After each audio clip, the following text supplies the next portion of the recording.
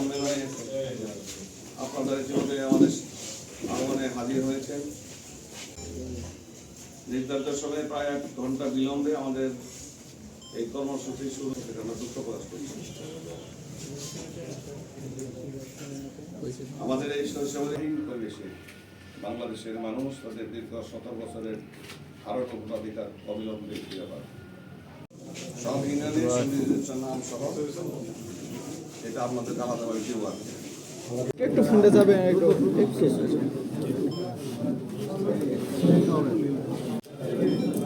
আপনি রেসিডেন্সিয়াল করে গেছেন না উইজডমে রেসিডেন্সিয়াল।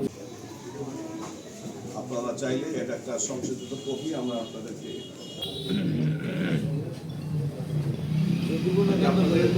না থাকে তাহলে আমরা কবির ভাই আছেন। আচ্ছা, আপনাদের এই সার্বিক বিষয়ে শৈশবের আসনে 11 দলীয় জোটের পক্ষ থেকে আমরা আজকে সাংবাদিক সম্মেলন আয়োজন করেছি।